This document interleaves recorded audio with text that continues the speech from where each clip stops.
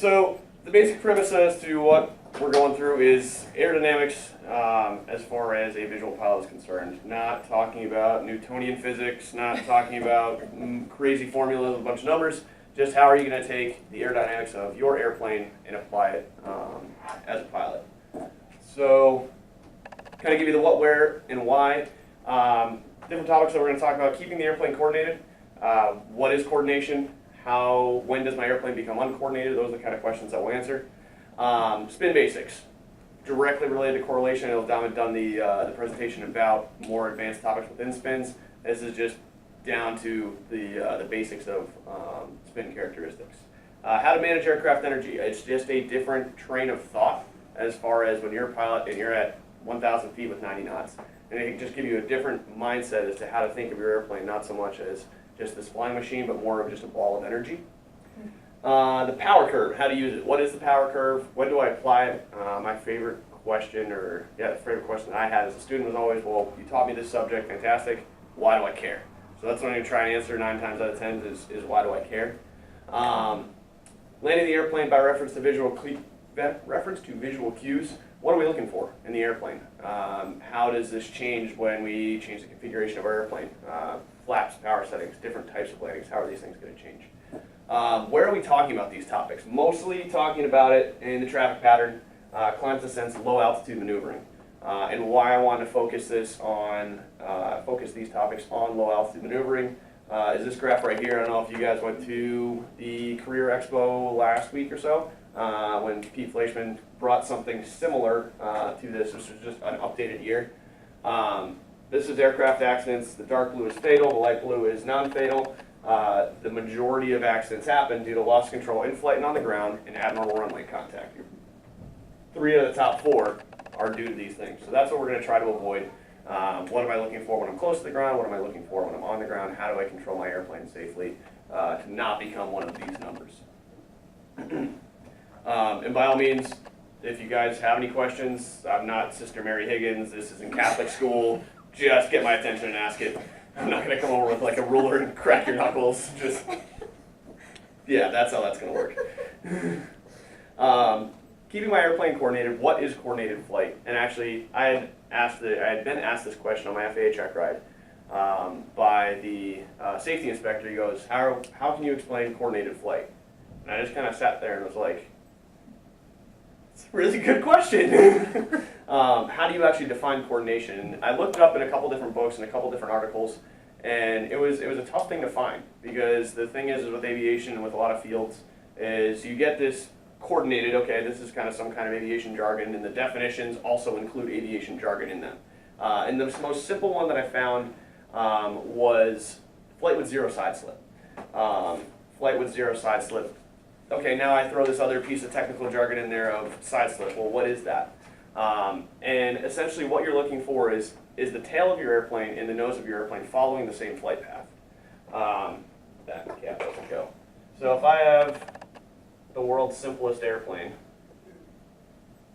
in flight and I'm turning,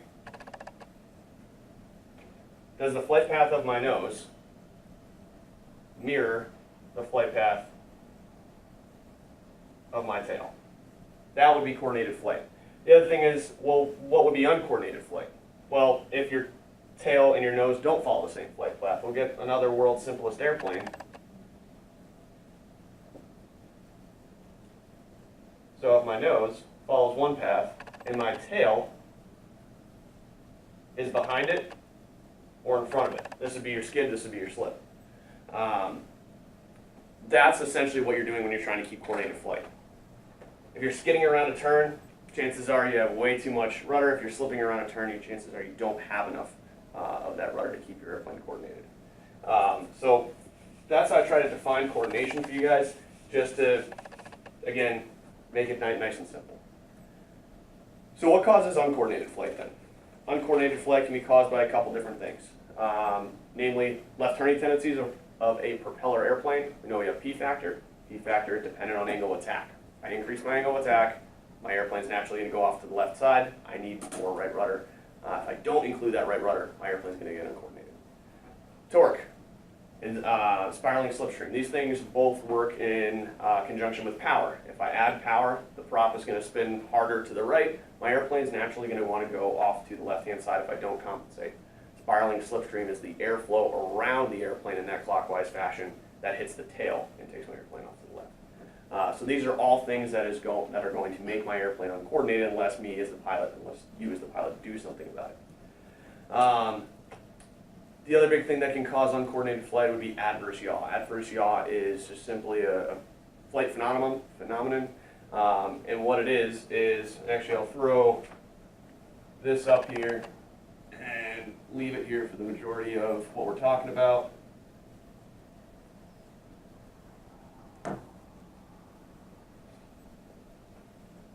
I can't write Greek letters very well, so there's that. This is my lift equation. And I know we talked about this weekend, I'm sure Dom talked about in his presentation as well, something that you guys should be very familiar with. Lift is 1/2 coefficient of lift. Simplified coefficient of lift is just angle of attack. It's this very small number that a bunch of things, wing design, all that stuff goes into, but let's simplify it and let's keep it to angle of attack. V squared, velocity squared, times rho, which is air density, times surface area of the wing. These are all factors that affect the lift of the airplane. And when we talk about adverse yaw, we talk about that one aileron moves downward, one aileron moves upward, and all you're doing is changing the angle of attack on either side of the wing.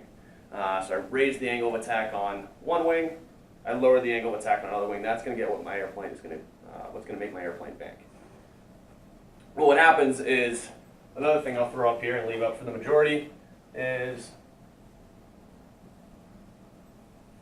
lift equals drag. So now I have this airplane with one wing with high angle of attack, one wing with a low angle of attack, and I'm trying to turn, but now this wing has more lift, so it also has more drag. I'm trying to turn to the left, that's to make my nose yaw off to the right-hand side. So without any kind of correction, adverse yaw is going to naturally bring your nose to the opposite direction of your turn. That's also what's going to make your airplane uncoordinated. So now how do I be proactive about it? Well, you're going to probably hear your instructor or you as the instructor are going to say, and I wish I had a nickel for every time I said it, keep your airplane coordinated. And then I kind of looked back at it as I was prepping for this and I said, well, that's probably the dumbest thing I've ever told my students. Like, crap, keep your airplane coordinated. How do you do it, right? Being proactive. That's how you're going to do it. And if you realize that if you know what causes uncoordinated flight, you can be proactive saying, okay, as soon as I make this left-hand turn, I know that I'm going to yaw to the outside. I need inside rudder. And that's the term that I always use, is using inside rudder with your turns. If I turn to the left, I need the left rudder towards the inside of my turn. Use the ball, right? It's the classic, that's the instrument that's going to tell you whether you need more rudder or you need less rudder, right? Step on the ball is the typical phrase that you hear people use. No, don't do that. You're visual. Visual pilots look outside, okay? And this is a popular method of flight instruction because it's easy. It's this thing that you should sit right in the middle and you should keep it in the middle.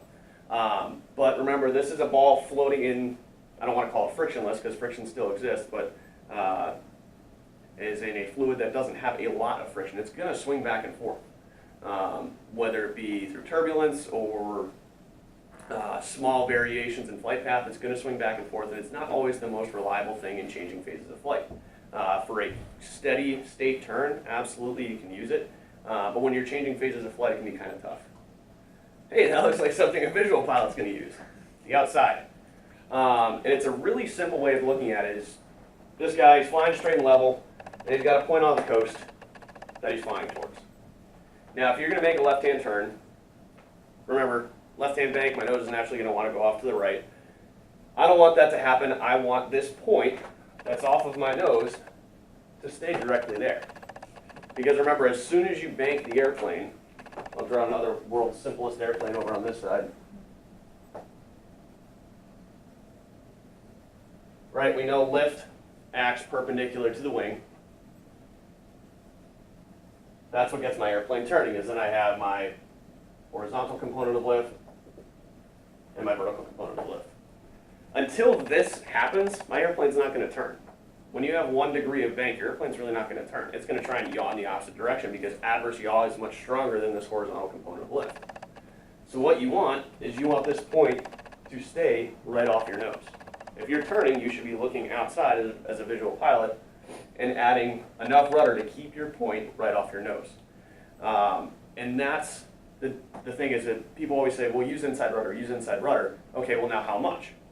And this is what the visual reference helps you do, is it says, okay, I need enough rudder to keep that point off my nose steady until I get to the point where I've hit my moderate bank, and then yes, you're going to see that point drag along the horizon and go to the other side of the airplane. So again, it's a pretty fast thing. It's going to be okay, add bank, add rudder, keep that point right off my nose steady. Okay, now that my airplane's banking, I'm going to go ahead and turn. It is rapid. And that's the point, or that's the reason why at the end of this, no one's going to be handing out solo endorsements or commercial pilot certificates or anything like that. You have to put in practice in the airplane. So again, just kind of remember what this theory is. Next time you go in the airplane, kind of stay disciplined and say, oh, maybe I'll give that a try instead of looking at the turn coordinator. What does coordination relate to? It relates to spins, right? What is a spin? Popular definition you're going to hear is a spin is just simply an uncoordinated stall, right? You're not wrong if you say that, but a spin happens more so when one wing is more stalled than the other, and typically uncoordinated flight is going to be what leads to that. But a spin isn't just an uncoordinated stall. It's again more so when one wing is more stalled than the other, and that's something to remember because okay, if one wing is more stalled than the other, both wings have to be stalled. Stall comes first, spin comes with it. You don't spin the airplane if both wings aren't stalled. All right. And again, I wanted to apply this to low altitude maneuvering within the traffic pattern mostly, right? So I want to review with you guys the cross-controlled stall because that's going to be that classic scenario that you guys are going to be into or see the spin. I don't really want to go into the physics behind it or the aerodynamics behind it, but more of just kind of review the scenario that you're probably going to see this. Cross-controlled stall, classic base to final scenario, right? On base, I see my runway. What do? I throw my moderate bank, trying to get towards my runway, and I realized I did a really bad job at planning this. And I say, okay, my runway's, I'm overshooting it, way beyond me. I want to try and get this turn this airplane around a little bit quicker. So what do? I yaw the airplane, more inside rudder, and what that's going to result in is it's going to result in a skid. But I'm going to kind of feel better about it because my nose is going to be pointed down the runway a little bit quicker. So I have my moderate bank, I throw in my left rudder, and that's going to yaw my airplane around. Well, if you notice, what happened to my outside wing? It's traveling faster. Move faster. There you go. Hey! B squared. So now I have more lift on my outside wing, which creates, more speed, which creates more lift. Now I have this big, huge bank angle that I don't like. And again, this is going to typically happen to the pilots. The term you're going to hear is, I know just enough to be dangerous, right? Those like 100-hour to 1,000-hour pilots that you really look at yourself and you say, oh, I got a lot of experience, but really in the grand scheme of things, I don't have a lot of experience. I fit right into that category, I promise you. And you have this big, huge bank angle and you say, oh God, I don't like this. So what do you do usually to get out of big bank angles? You take the aileron and you put it opposite the direction of your turn. So now I have this left rudder mashed into my airplane. I have opposite aileron, and I realize, okay, I'm probably getting a little bit slow because now I have a ton of drag on my airplane because I'm in this big slip. I'm also nervous because I know just enough to be dangerous. And so what do? I pull up because I realize my sink rate's increasing. Left rudder, right aileron, pulling up. That's how a lot of these base to final scenarios go, and this is how the cross-controlled stall happens. The thing is you look at accident reports, and that first slide that I showed you guys with that big laundry list of accident reports, it was actually an AOPA article that led me to it. And within the AOPA article, they reviewed a handful, maybe a half a dozen or so of accident reports. And I think it was like 3 out of the 6 or 8 were, the NTSB said that the crash or the wreckage was consistent with an airplane that was in a stalled configuration when it came down. And it was all of them within like like a mile and a half within the airport. Based on final cross-control stall scenarios. So remember, be proactive about it, right? Okay, if I know that this is a very popular thing that happens, if I overshoot the runway, well, I got a couple options. I can throw myself into a cross-control stall. That seems like a bad option, so I'm going to take that one right out. I can go around, right? That's always an option. Or just deal with it. Deal with the overshot final. Keep your bank angle moderate, and then try and re-intercept final. Again, if it doesn't work, go around is always an option, right? Well, let's say we get, pretend that says spin.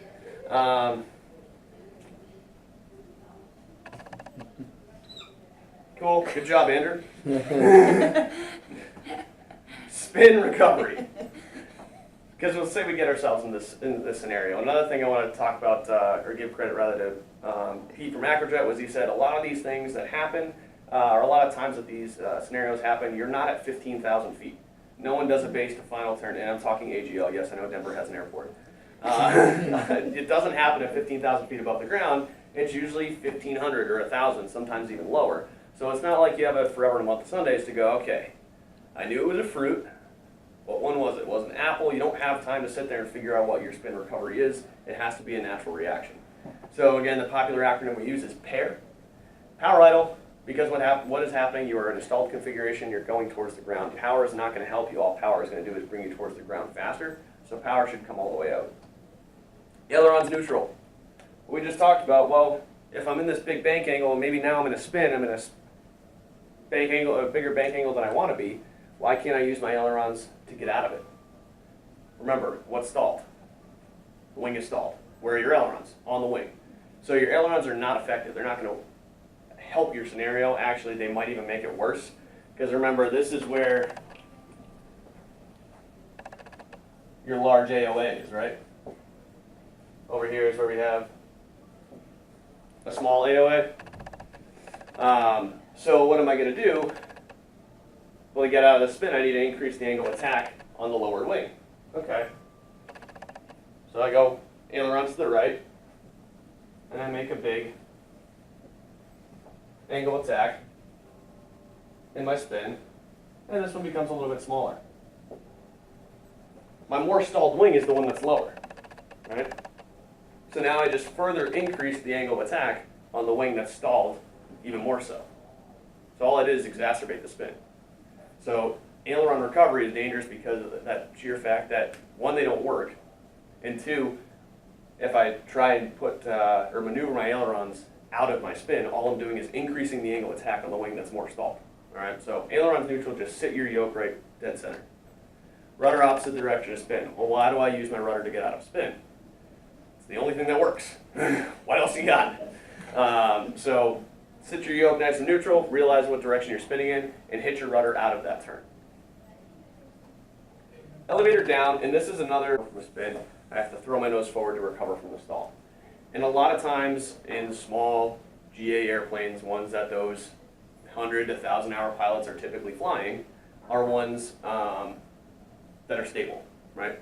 You have a stable aircraft, so it's not necessarily you have to take that yoke and throw it to the floor, because all that's going to do is, remember, you don't have a lot of altitude to do this. You have to release that back pressure. If you release the back pressure, the stability of the airplane will typically allow you to recover. So that kind of goes on you as the pilot, is recognizing, well, when is my airplane recovered from the stall, right?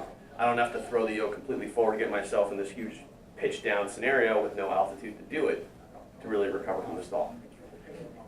The only thing that this PAIR acronym doesn't really mention is, okay, now that my nose is forward and I'm not spinning anymore, but I still see a whole lot of brown and not a whole lot of blue, what do I do at this point? And that's just the recovery from the dive. I've seen a couple people throw like paired, a D at the end of it, dive recovery. I've seen people put pairer, just recover.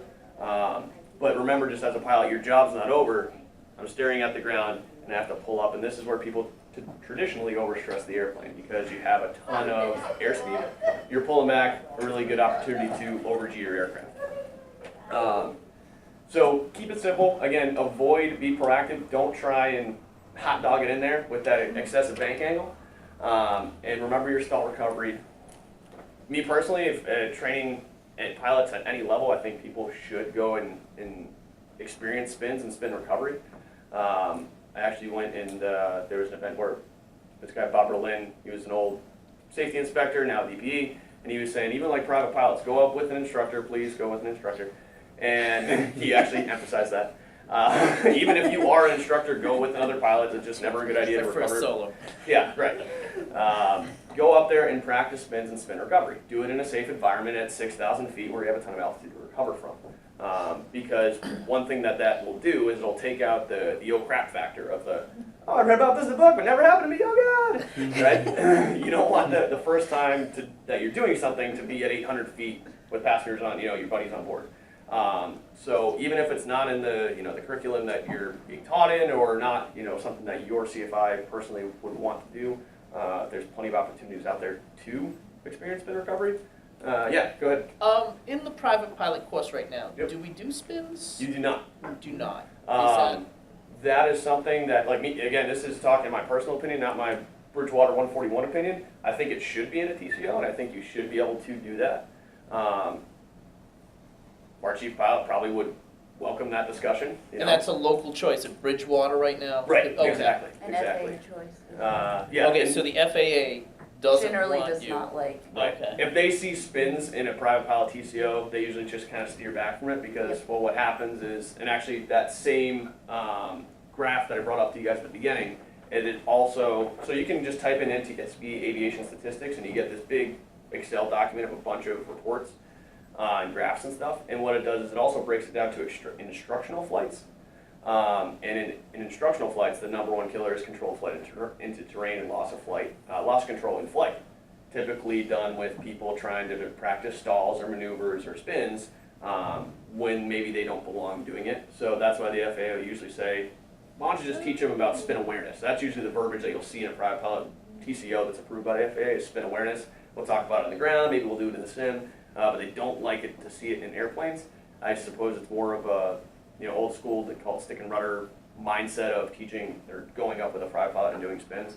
But there is plenty of opportunities to do it. There's other, you can go up to a flight school that has a, aerobatic airplane or something like that and just say, hey, I want to go do a spin flight. A lot of people will be more than happy to teach you that. But yeah, right now in our TCO, it's not there, and you'll see that with a lot of 141 FAA approved TCOs. Is that something I could come in and say, hey, can I just do some spins just so I've done it? I know we got the plane that's all beat up. Right, so right. Somebody's doing it, but I'd have to either say, ask Evan or Lauren or Christy that. Okay. I can't approve it for you. I sure know that. It's not allowed per our manual. So we're not Right. allowed to at this Yeah. point, okay. Right now, no. Right. So yeah, there is other opportunities, I'm sure, that or other people that you can do that with. Because I actually agree that's a good thing to learn. Yeah, right. Yeah, it's a great thing It to really learn. is. But again, they just don't view it. Not on. I guess Bridgewater says, maybe not on my watch. Yeah. Is that,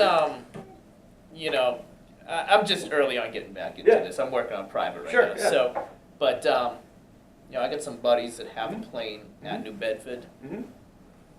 Can any instructors go fly in that plane with me, or is that kind of not? As long as they're qualified and they're personally comfortable with doing that, Yeah, okay. that's not in our manual that you can't do that. It's just more up to the personal opinion of the CFI. Me personally, I wouldn't go hop in a Bonanza and try and teach Yeah. you something. I've never flown that plane before. Yeah, it's a 172. Yeah, so right. it's- So yeah, I mean Yeah. that's something that isn't forbidden, so to Yeah. speak. I don't want to talk on anyone's behalf and say, oh yeah, go ask this person. Yeah.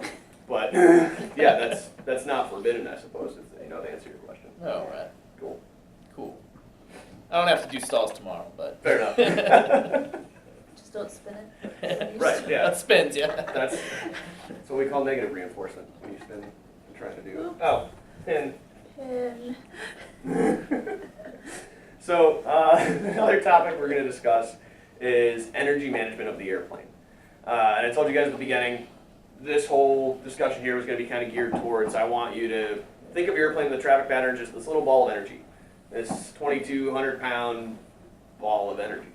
But in order to understand energy management, we have to understand I guess I didn't really coin this term, but maybe I did, the energy cycle.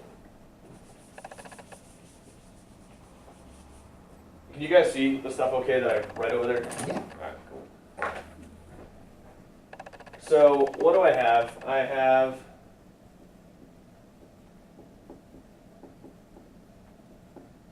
if I spell something wrong, Christy, correct me. So far, you're good. We're on a good track. Oh. Okay, I did good.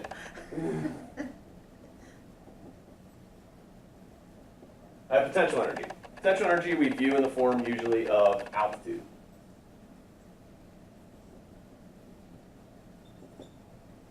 Another type of energy that I have on my airplane would be kinetic energy.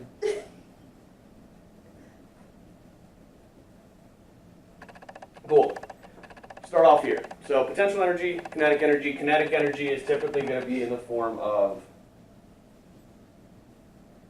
airspeed. Alright. The cool thing about these two forms of energy is I can transfer one to the other. I can take my kinetic energy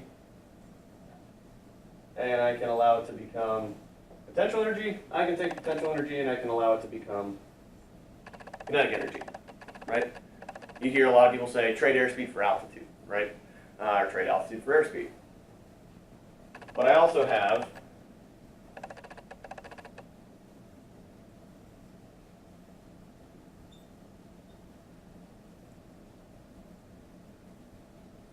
chemical energy, fuel. I have fuel on board, right? Fossil fuels, exploding dinosaurs, whatever you want to call them. I can add energy to my, that's a Donovan Lewis quote for you. I like I can add chemical energy to my airplane through the use of fuel or power, right? Lastly, we have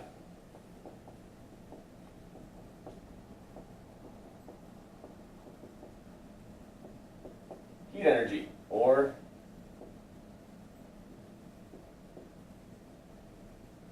drag.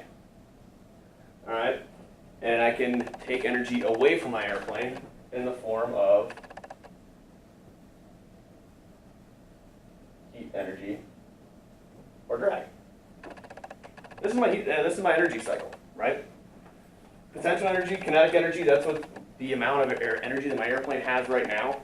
I have this kind of storage bank of chemical energy or fuel that I can use to add to this equation, and I can dissipate this energy through drag.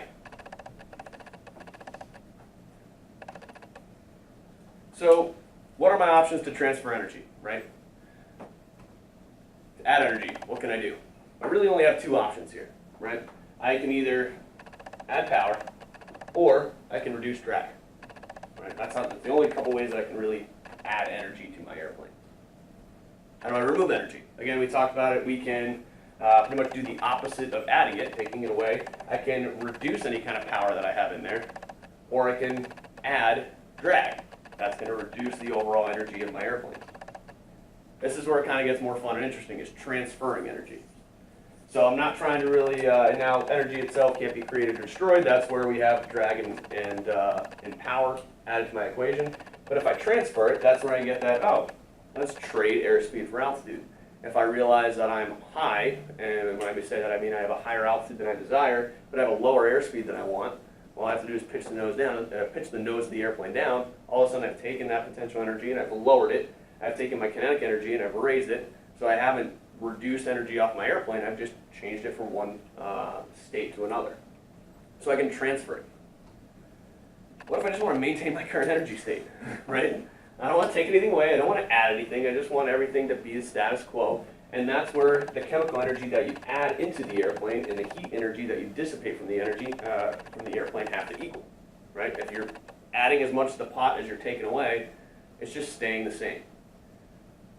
So how do I use this usefully, effectively, right? Well, it's all about your thought process. Assess your current energy and compare it with what you want, right? So if you're in the traffic pattern and you're beam the numbers on downwind, you say, okay, I have 1,000 feet AGL potential energy and I got 90 knots of kinetic energy. Where do I want to be? Oh, I want to be right here. That's good. Well, what if I say, look at my altimeter and I'm at 1,500, I'm at 90 knots. Well, I have too high of an energy state. Well, what's my option? I have to dissipate energy, right? The only way to take energy away is to reduce my chemical energy that I'm adding to it or increase the drag. Typically, that's what we say, okay, pull some power, that's going to help you descend. Because if I pull power, I reduce the overall energy that's being added to my airplane. That's going to allow it to dissipate. That's kind of that thought process that you should have. Instead of just, oh, I'm high, what do I do? Let's just pull this black knob because that's what someone told me to do, right? I'm associating that reason why. What are you actually doing? And it's not overall, there's no numbers, right? There's no equal signs or division lines or some other third mathematical symbol that I don't know.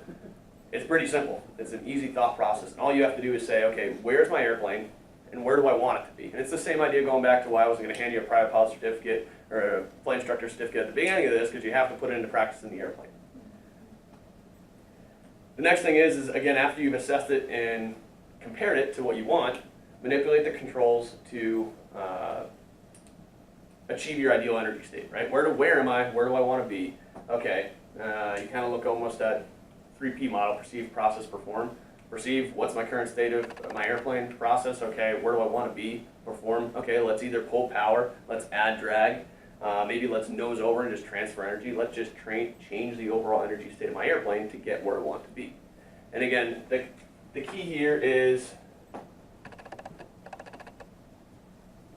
your ideal energy state. That's what flight training is for, because I can't tell you, oh yeah, on base you're going to be, you want to be at that 700 feet and 85 knots and 20 degrees of flaps energy state.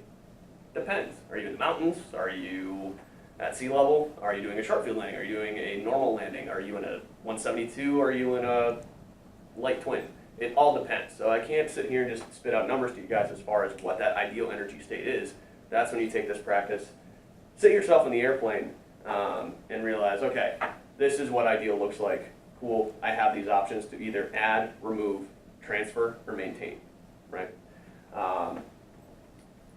Any questions as to how you actually, this energy cycle, how it works, any other options that we have?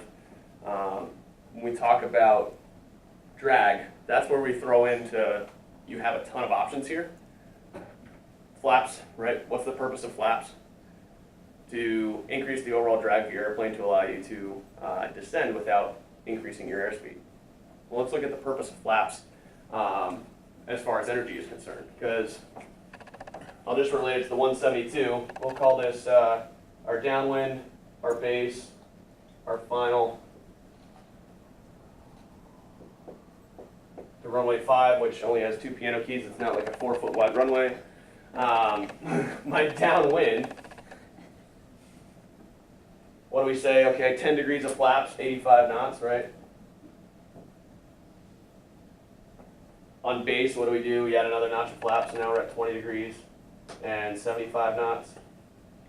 And on final, we're trying to sit pretty at 65 knots with 30 degrees of flaps. So each leg of the traffic pattern, I reduce some airspeed. Okay, so I'm trying to reduce some kinetic energy.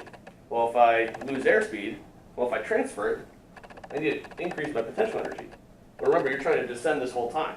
Okay, so now I'm starting to get confused because this doesn't make sense because I'm reducing airspeed, but somehow I also need to lose altitude, but I'm supposed to be able to trade one for another. And that's where flaps come into play because they add drag.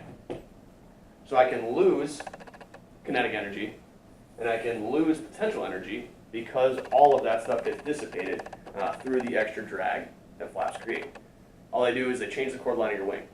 If you change the chord line of your wing, change the angle of attack of your wing. No, if I increase the angle of attack, I increase the lift, but then I increase drag. Right? So that's how all this works together is you're trying to reduce the overall energy state. You're trying to get from that 1,100 or rather 1,000 foot, 90 knot state all the way down to pretty much zero by the time you want zero energy on your airplane by the time it's stopped. You're not going to land with zero energy. That's not, don't do that. But by the time you're stopped is the time that you want to reach zero. So it's a constant reduction, and you're just assessing what is the current state of your airplane, where do I want to be, how do I get it there, right? You talk about a forward slip. All that does is have a massive increase in drag. You're throwing the side of the fuselage into the relative wind. Fun fact, the side of the fuselage of your airplane is not very aerodynamic. All right? So I add a ton of drag. Well, then I have to feed that drag somehow, and it's through potential and kinetic energy. I'm losing altitude, I'm losing airspeed. That's what's creating or allowing the drag to be created. Because remember, you're not creating energy, you're changing it. So you don't just like develop drag in your little scientific office of an airplane. It comes from somewhere. Does that make sense to y'all? Mm-hmm. Cool. Effective use of the power curve. So we're kind of talking about that approach to landing phase, right? Well, that approach to landing phase is that fine art of saying, do I need more power? Do I need more energy, right? Do I need less power?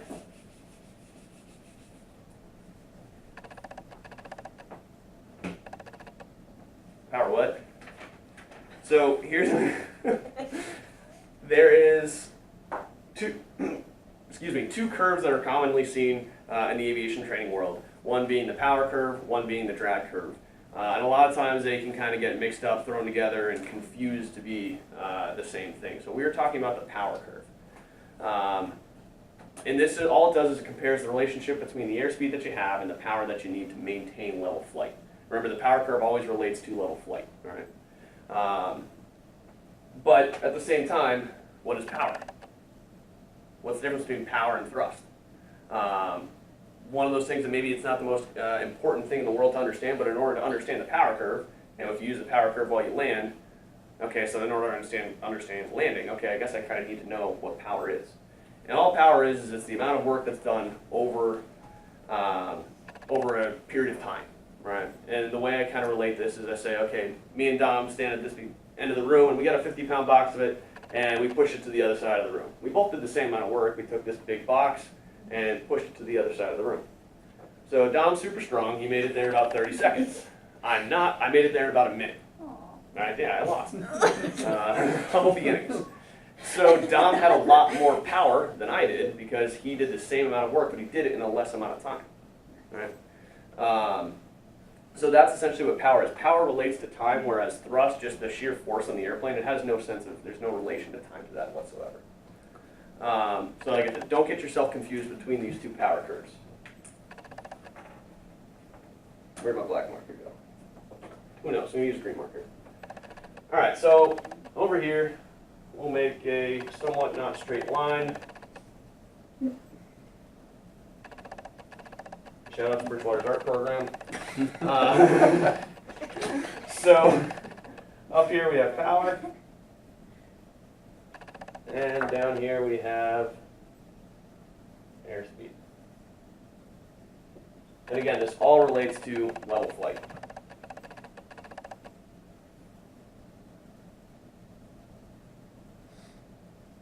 This is my power curve. Make this maybe a little bit more exponential here at the end. So what do I realize? I have a low point, right? It starts at one point and it ends at another point. Well, this lowest airspeed that we see on here is your stalling speed. Airplane doesn't fly. Okay, no matter how much power I ever have, my airplane's never going to fly, right? So it kind of starts at your stalling speed and makes its way up and ends. Call this S1, and we'll call this BNE. Again, no amount of power is going to help you if you're exceeding the capabilities of your airplane. Now, before we dive a little more into the power curve, I'm going to comparatively draw the drag curve, because what we know is we have the amount of drag, and we have airspeed. We have two types of drag, right? Parasite drag, sticking your hand out the window, and we have induced drag, which is a byproduct of lift, right? If we create more lift, I'm going to naturally create more drag.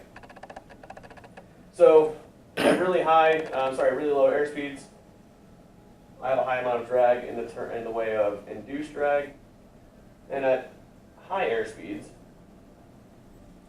I also have a lot of drag in the form of parasite. And that's a I, not an H, sorry.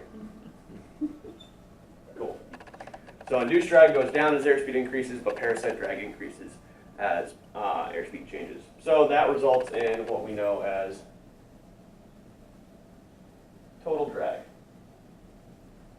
You can see why they get confused. It looks kind of similar, right? But the thing with the drag curve is that we have a low point here. And you're going to read a book and you're going to hear that called LD max. And what that means in English is it just means that your best glide speed, right? When do you have the least amount of drag on your airplane? The low point on your power curve, we'll give this a label because my third grade math teacher said always label your graphs. This low point here is not LD max. It's not your best glide speed, right? It depends on the airplane. It's a B speed where the minimum power is required. Me personally, I can't say I've seen that B speed published with any airplane. I'm guessing someone somewhere did publish it for some airplane, but not the ones that I've seen. So we have this minimum power required airspeed again, it's not the same thing as LD max. For a 172, LD max might sit maybe a little bit farther ahead of it, but it's I'm not an airplane physicist, so it's anyone's guess. I don't want to associate some kind of number with what this minimum power required airspeed is. So then why do I care? Why do I care about the power curve? Because I got to use it effectively in a landing configuration. There was one graph once upon a time that was a power curve that I saw had like this big, I don't know, we'll call it green because that's the color that I'm using. And it was all shaded up and it was like, hey, look at me, this section right here. And it calls it the region of reverse command, where now you say, okay, power for altitude, pitch for airspeed, right? I want to backtrack to my energy cycle. Well, if I add power, I'm adding energy to my airplane. I'm not adding potential energy. I'm not specifically adding kinetic energy. I'm just adding energy to my airplane. So this region of reverse command is, the pitch for airspeed, power for altitude in this segment. It's a nice simplification, but it's not necessarily true. Because if I throw a bunch of power into my airplane and I know it's forward, I'm not going to gain any altitude. I'm going to gain airspeed. Now I walk myself out of the region of reverse command, right? So when you are in a low and slow configuration, think of yourself in that energy state. Don't really think of yourself in that pitch for airspeed, power for altitude idea specifically, right? Because it is multi-dimensional. Pitch and power work together to develop your current energy state of your airplane. So then why do I care about this power curve if this region of reverse command is more confusing than maybe most articles say? Well, we realize at slow airspeeds I'm going to need more power to maintain level flight, and that's the key. So if I'm at very slow airspeeds, I'm naturally going to need more power even just to keep it level. Slow flight in the landing configuration is the best demonstration of this. Try climbing with your gear down and your flaps down, full landing configuration. It's going to be a lot harder. You're going to be able to go slower, you're going to have more drag, parasite and induced. It's going to be a lot more difficult to maintain level flight or even climb in this behind their backside of the power curve state. So if you realize that you're slow and you realize that you're low, 100 RPM might not fix it. Right? We might need a larger correction. That's how you use the power curve correctly. Is it's okay. Assess the energy state of my airplane and now change it because maybe I don't like it. Well, that change that you manipulate the controls to get, you have to use the knowledge of the power curve for. You're going to need a lot more power in that slow slow airspeed state to try and even lessen the sink rate of your airplane or get that sink rate down to nothing and maintain level flight if you realize you're really low. Did you have something?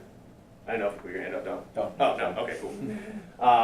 So that's how you kind of want to use the power curve effectively. Because remember, pitch and power do kind of work together. You're not going to get one without, you're not going to be able to do one thing without, and when I say do one thing, I mean gain altitude, gain airspeed, lose airspeed without using both pitch and power. It's not just jam power, naturally my altitude is going to increase, right?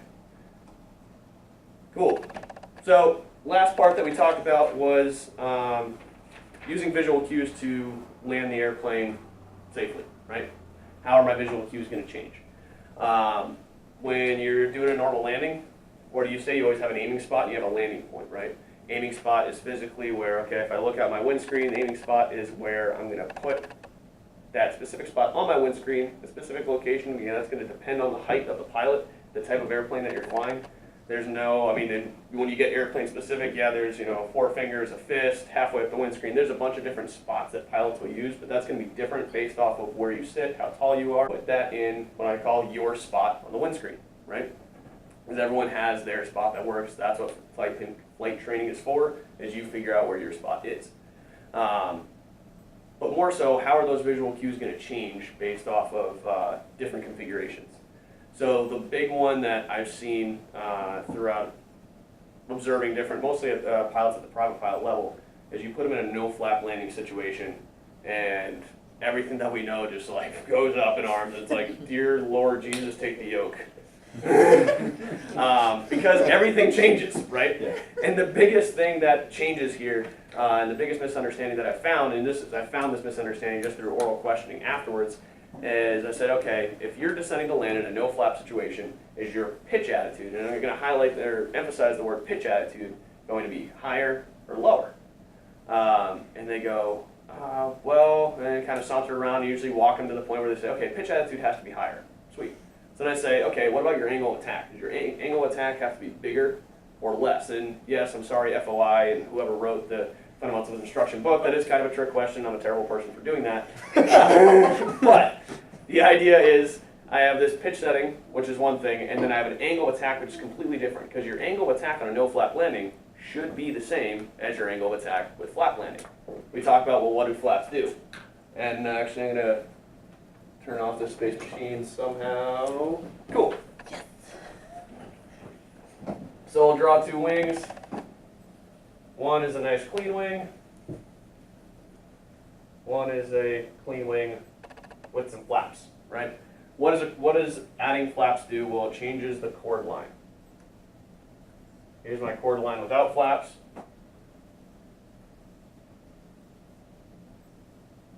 Here's my chord line with flaps.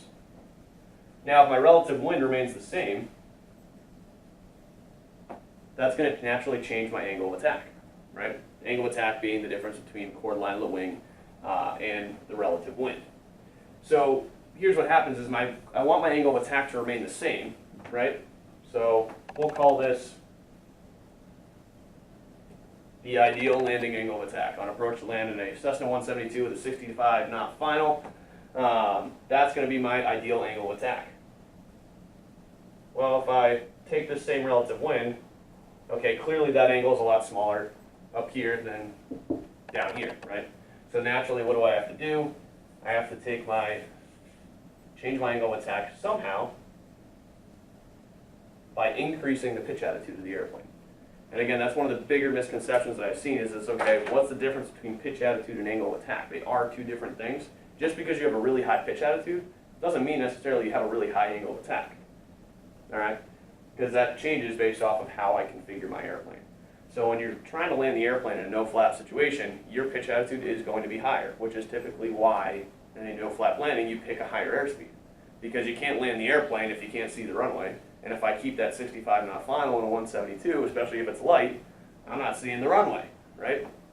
So I pick a higher airspeed that allows me to bring my nose down a little bit, come in at a lower angle of attack, also a lower pitch attitude, allows me to kind of keep that stabilized approach but still seeing my runway. But that visual cue, that aiming point, that I usually, me personally, I put it right above magnetic compass in a 172, just where I sit. That aiming point is going to change because in a no flap landing, that aiming point has to come down a little bit because the pitch attitude comes up. The glare shield gets closer. When I say the glare shield, I mean that black thing that kind of sits right on top of all my instruments. Reduces the glare. The glare shield comes up higher to my point.